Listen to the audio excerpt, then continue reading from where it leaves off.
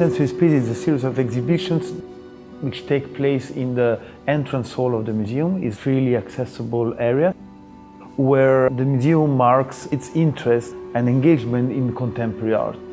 The public will always find new production and new engagement with today's creativity, specifically with the reaction to the space.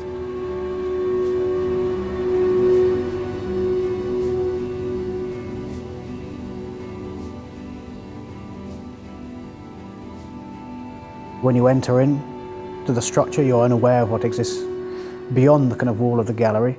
You enter through a doorway that takes you through, which is built at a slight angle, just to sort of obscure your view of the sort of object that lies at the back of the room immediately.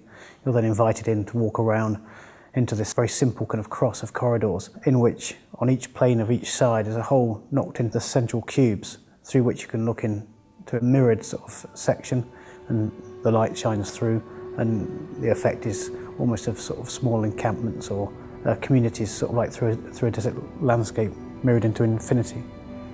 And obviously you walk out, you then walk into the sort of second sort of chamber, which is kind of mirrored but back to front.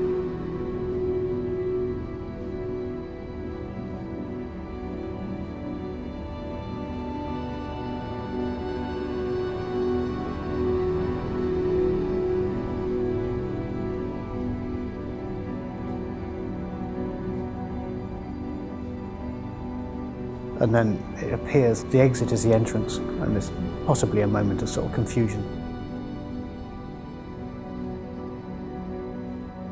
Mike, instead of occupying a space, he creates a space. Therefore, wherever the work is being installed, it's insulated from the outside. There is not a direct relation to the walls and to the size and the scale of the given space. He recreates a world insulated from the rest. It's called Amnesiac Shrine.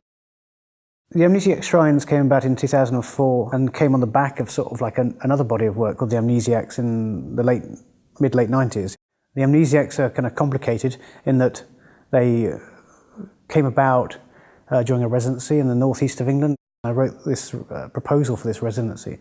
Lone beachcomber is somehow trying to decipher the sort of debris that's washed up upon the shores of the coast of any continent ultimately, but in this case of the North Sea in the north of England, sort of, and seeing it almost as a language and sort of decoding it. In a way, there's a very strong reference to sort of another science fiction writer from the 60s and 70s, a Polish writer called Stanisław Lem, who wrote a novel called Solaris, where a planet called Solaris is an intelligent entity in itself.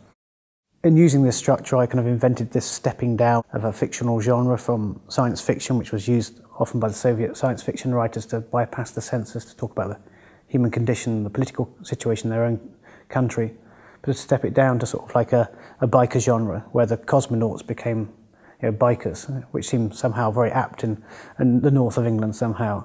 And they were latterly sort of named the Amnesiacs, but this was where I suppose the story gets slightly more complicated in that a very close friend of mine who I worked with, and in fact I built a show in Amsterdam in W139 with in 1995, just a year before he died.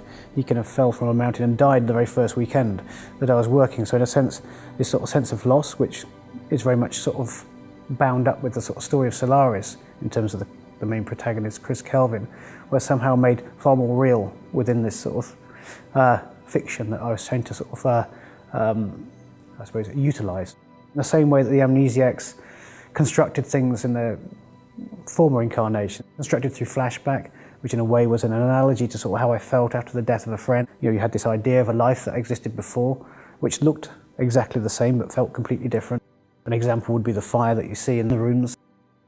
Fire somehow is an attempt to depict the imagery of a fire, and yet without any knowledge that it produces light or heat, but also depicts this kind of very formative moment in humanity somehow, but in a very impotent sort of way. The language of Mike Nelson was really fitting in what I was looking for, which was not just a change of the spatial experience, but there was this dichotomy between the material and the spirit, which was very strong. Maybe the both were equal. By this I mean the use of the flashbacks and the use of the idea of déjà vu, of playing with your own memory.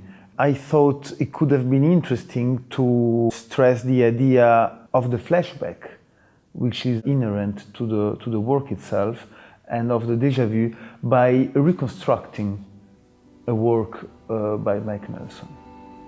Something akin to sort of a shrine, where if you were to make the analogy between a voodoo shrine, say, where an object from everyday life, like a cigarette, would be taken as a sort of a gift and put upon the shrine as a gift to the gods, and suddenly it's elevated its kind of position, or you would take a receptacle to sort of take the liquid from a sacrifice, then this bowl would then become sort of sacred. In the same way, I could take the motifs or sort of structures of other artists, but imagining in such a way that I had no knowledge of what it was, because I was an amnesiac somehow, and then to sort of like somehow construct something out of these kind of motifs and imagery, sort of that was devotional, as opposed to a sort of pluralistic sort of kind of play in sort of like of genres. The first one was in 2004, which was called Amnesiac Shrine, or double coup displacement, which was a sort of an attempt to somehow marry sort of certain sort of like elements of Bruce Nauman, Paul Tech and Robert Smithson. Whereas with this work, it took the idea of Robert Morris's mirrored cubes, but somehow inverted them, made them introspective, looking back in upon themselves. The collection of Bowman comprises of double steel cakes by Bruce Nauman. In this work, the artist is preoccupied with the concept of reuse and recycle, and physical entropy. With Paul Tech, I would think of meat cable, and there are a number of analogies, and these analogies they're not restricted only to meat cable and Amnesiac Shrine by Mike Nelson. Paul Tech was interested in addressing the dichotomies between the material and the spiritual, what is attractive and what is repulsive. Mike works along the same lines, but both artists share this practice of art that goes beyond art itself, that enters into life, and then personal and universal experience are fused. I always imagined that the Amnesiacs were born out of the Gulf War, because the biker gangs are always born out of wars. You know, the Hells Angels out of the Second World War, the sort of bandidos out of Vietnam. There's always a strong, disenchanted male element that somehow led me to imagine this imaginary biker gang born out of like the most recent war of that time, which was the Gulf War. So there's always a potential kind of reference to criticism, a political critique, I suppose, sort of like in relation to that.